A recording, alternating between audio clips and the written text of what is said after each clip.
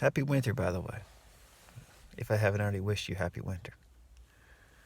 At least here in the northern hemisphere. Before we move on to a slightly different subject, because we really always talk about the same things on this YouTube channel, I feel compelled today to just read a couple more lines from Invisible Supply by Joel Goldsmith, which obviously, if you've been watching recently, we've been talking about a lot, because Goldsmith talks about the inner quality of supply and how what we want in our lives really are always, it's like it's internal qualities that we really are after. Meaning that we can be in seemingly very ideal external situations. Have loved ones around us and a lot of money and a beautiful setting in nature or at an event we want to attend or whatever. We can be in an ideal setting like that and feel terrible and not connected to those internal qualities that we really want. Or we can be in a seemingly very difficult external situation, dealing with health issues or going through financial problems or relationship crises, have a lot of stuff on our plate, be up against it externally, and still feel okay and at peace and in touch with those internal qualities that we want. It's very interesting and very obvious at the same time. And as I often say, it's the kind of thing that's so obvious that we tend to forget it.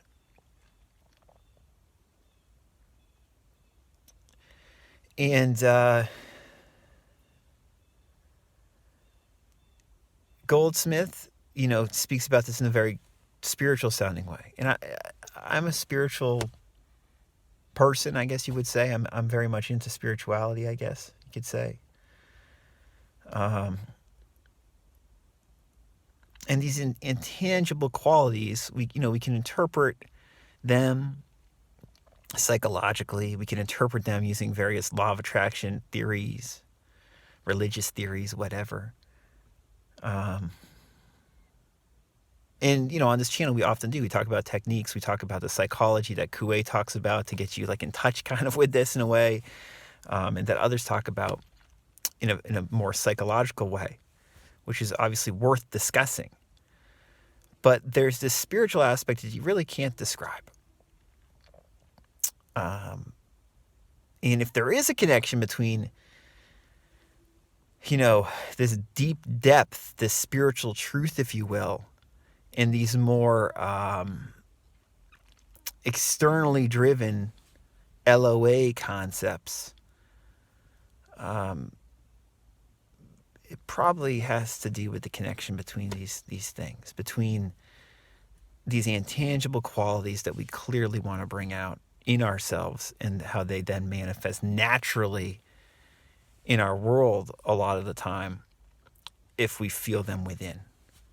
But that connection, as I also often say, can seem tenuous at best, and is certainly not as straightforward usually as I feel happy and now I have a happy life. That is window dressing bullshit. I have a podcast episode coming out probably the next couple days that is going to discuss that a little bit more.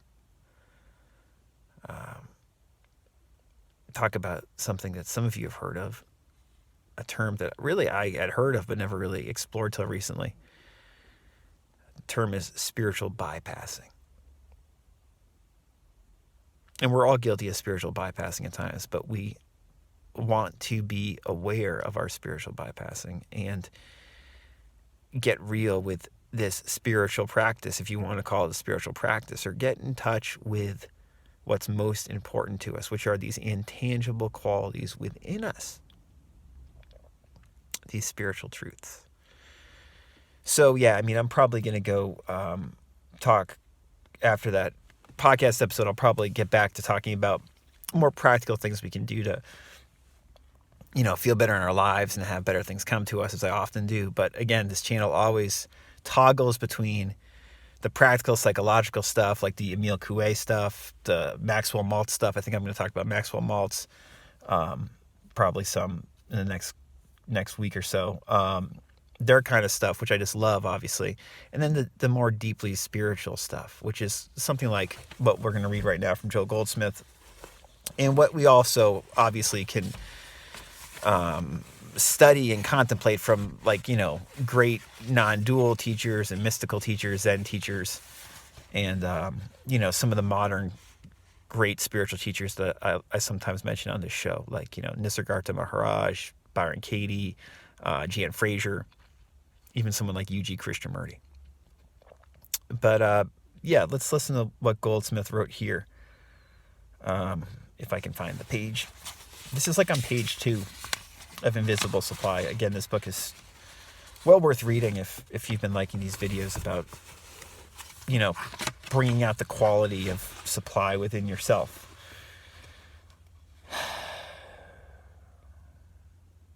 This is what Goldsmith writes. He says, the principle of supply is the realization that we already have, even though appearances may not testify to that.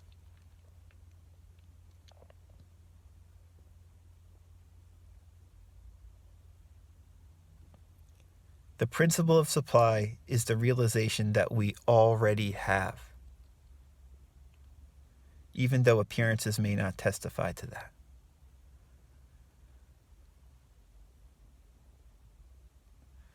This is why, like in the podcast, I'm so often talk about, becoming present, and that when we truly are present in this moment, we have what we want internally. That intangible quality we want, we actually possess it when we truly are present now. But this is the spiritual side to this. I can't really explain this logically. I can't explain this in the way that, like, I could explain to you, the psychology that Coué is talking about and how it makes you think a certain thing, and then, it shows up externally and you start feeling better or whatever. This is more just like you realize you have what you want by becoming present. And you have it now. You already have it. The principle of supply is the realization that we already have. Already have it. Always have it. That's God. That is deep.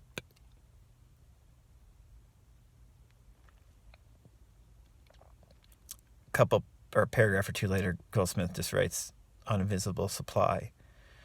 The world seeks its good in the external realm. It seeks to find peace, joy, satisfaction, home, companionship, or supply from the outer world of people and things. But the Master said, my kingdom is not of this world. When you turn to the spiritual path, you learn that the world's weapons will not do for us. The world's manner of protecting itself will not do for us. The world's way of seeking its good will not do for us. When you ponder the statement, the kingdom of God is within you, it immediately becomes clear that going outside to find your good will not work. The place to seek it is within. The spiritual revelators of all time agree on this.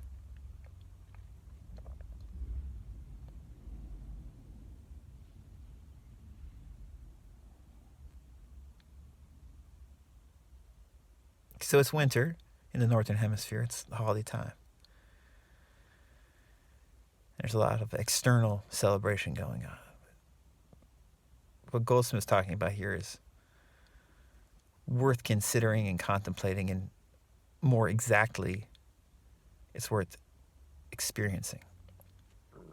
The principle of supply is the realization that we already have. The principle of supply is the realization that we already have.